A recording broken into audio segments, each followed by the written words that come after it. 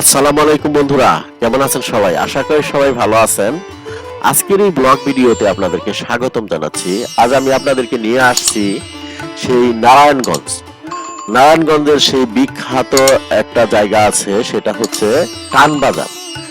তো এই টানবাজার সম্পর্কে যারা ঢাকা, নারায়ণগঞ্জ, গাজীপুর এইসব এলাকায় থাকেন, এইসব এলাকার বাসিন্দা, তাদেরকে এক নামে বললে চিনে। এবং সারা বাংলাদেশে কিন্তু এই টানবাজার যে পতিতাপল্লীটা, এটা কিন্তু এই নামটা কিন্তু খুবই মানে পরিচিত একটা নাম। ঠিক আছে, তো এখানে এগুলি কিন্তু এক একটা কুটি বাড়ি। তো এই টানবাজার যে পতিতাপল্লী, এটার একটা কিন্তু দীর্ঘ একটা ইতিহাস আছে। তো ইতিহাসটা হচ্ছে যে এটা 1888 সালে কিন্তু এই টানবাজার যে পতিতাপল্লীটা, এটার কিন্তু গোড়াপত্তন হয়। তো এটা হওয়ার পিছনে কিন্তু একটা ইতিহাস আছে। ইতিহাসটা হচ্ছে যে এরকম, যে নারায়ণগঞ্জকে কিন্তু প্রাচ্যের ড্যান্ডি বলা হতো। অর্থাৎ এটা ছিল একটা ব্যবসা বাণিজ্যের একটা মানে হাব, অর্থাৎ ব্যবসা বাণিজ্যের একটা মানে মূল কেন্দ্র ছিল। মানে এখানে কিন্তু মানে আপনার শীতলক্ষা নদী, এবং শীতলক্ষা নদীর পাড়ে কিন্তু এই টানবাজার যে পতিতাপল্লীটা বলেন, এটা কিন্তু অবস্থিত। তো এখানে কিন্তু আপনার সেই ব্রিটিশরা কিন্তু এখানে বাণিজ্য করতে আসতো, পর্তুগিজরা আসতো বিভিন্ন দেশ থেকে। কিন্তু এখানে বড় বড় বণিকরা কিন্তু বাণিজ্য করার জন্য এই শীতলক্ষা নদী দিয়ে বড় বড় জাহাজ লঙ্গর করে এই জনপদে কিন্তু বাণিজ্য করতে আসতো। তো বাণিজ্য যখন করতে আসতো, তখন তাদের মধ্যে কিন্তু মানে সেই পশ্চিমা কালচার ছিল। অর্থাৎ সেই বাইজি, তারপরে আনন্দ ফুর্তি, মদ, জুয়া, এই ধরনের খারাপ খারাপ যে অভ্যাসগুলি, এগুলি ছিল। তো তারা কিন্তু বাইজি নাচাতো, বাইজি রাখতো। বাইজি বাইজি বিষয়টা কিন্তু আপনারা হয়তোবা বুঝেছেন, যে বাইজি বিভিন্ন সিনেমার মধ্যে কিন্তু দেখা গেছে যে মানে বাদী থেকে বাইজি, মানে অর্থাৎ তখন কিন্তু দাস প্রথা ছিল। অর্থাৎ এরকম মহিলাদেরকে, মেয়েদেরকে কিনে এনে মানে এক জায়গায় রাখা হতো। সেখানে তাদেরকে সাজ সরঞ্জাম দিয়ে তাদেরকে নাচ গান, আনন্দ ফুর্তি, মনোরঞ্জন, তাদেরকে দিয়ে মনোরঞ্জন করানো হতো। আগেকার আমাদের যে রাজা বাদশাদের যে সিনেমা যদি আপনারা দেখে থাকেন, তাহলে বুঝবেন যে সেখানে বাইজির কথাটা ছিল। মানে বাইজি কিন্তু প্রচলিত অর্থে বউ না, স্ত্রী না। মানে এরা হচ্ছে আপনার মানে ওই কি বলে যে রক্ষিতা। ঠিক আছে, মানে রক্ষিতা করে রাখতো। তো এরকম কিন্তু প্রচলনটা কিন্তু সেই ব্রিটিশ বণিকরা এখানে বাণিজ্য করতে আসতো। তো বাণিজ্য যারা করতে যায় বণিকরা, তাদের তো কিন্তু ইতিহাস আছে সারা বিশ্বেই। প্রথম দিকে কিন্তু এইরকম বাণিজ্য করার জন্য মানুষজন সেই 6 মাস 1 বছরের জন্য কিন্তু তার নিজ গৃহ থেকে অন্য জায়গায় কিন্তু তারা অবস্থান করত ব্যবসা বাণিজ্য করার জন্য। তো তখন কিন্তু তাদের কিন্তু মনোরঞ্জন লাগতো।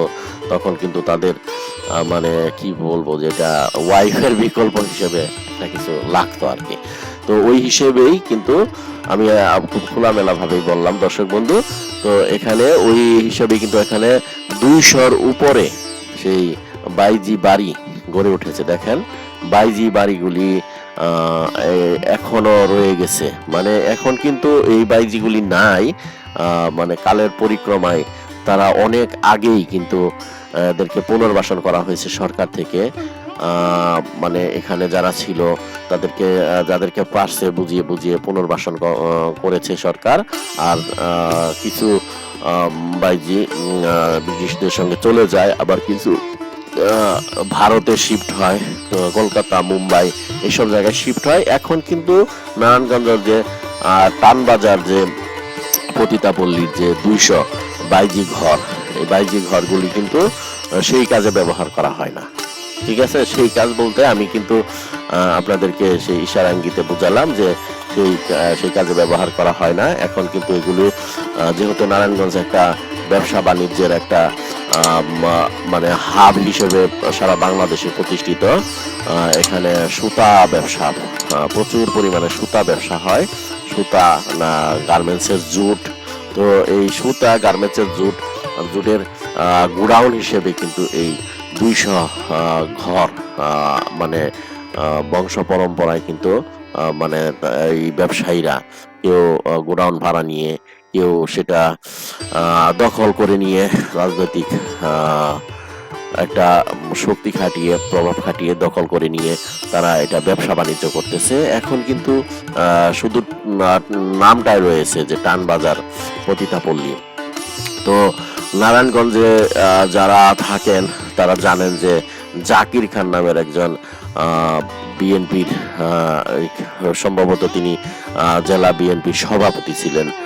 এরকম যখন বিএনপি ক্ষমতায় ছিল তখন তাদের তো অনেক একটা পাওয়ার ছিল, তখন সে কিন্তু এই টানবাজার বস্তিটা তার অধীনে ছিল। সে প্রভাব খাটিয়ে এখানে কিছুদিন সেই বিষয়টা চলেছে, এটা আমরা জনমুখে শুনতে পারি। কিন্তু এখন কিন্তু শুধু কালের সাক্ষী হয়ে যে টানবাজার যে পতিতাপল্লীটা রয়েছে সেটা কালের সাক্ষী হয়ে দাঁড়িয়ে আছে। দেখেন রাস্তাগুলি দেখলে কিন্তু বোঝা যায় যে রাস্তাগুলো জীর্ণশীর্ণ হয়ে গেছে, সেই ব্রিটিশ আমলের স্টাইলে রাস্তাগুলি করা। এবং ঘর বাড়িগুলির যে এইগুলি দেখেন, কলামগুলি দেখেন, তারপরে গেটগুলি দেখেন, এবং মানে সেই 200-250 বছরের পুরনো সেই স্মৃতি কিন্তু বহন করে আছে যে নারায়ণগঞ্জের যে টানবাজার পতিতাপল্লী এলাকাটা। এই এলাকায় কোনো আধুনিক কোনো ভবন কিন্তু চোখে পড়তেছে না, সব সেই পুরান ঢাকা চক বাজার, তারপরে সেই মৌলভীবাজার লালবাগের যেরকম যে স্টাইলে বিল্ডিংগুলি, সেই স্টাইলে কিন্তু বিল্ডিং দোকানপাটগুলি কিন্তু এখানে রয়ে গেছে।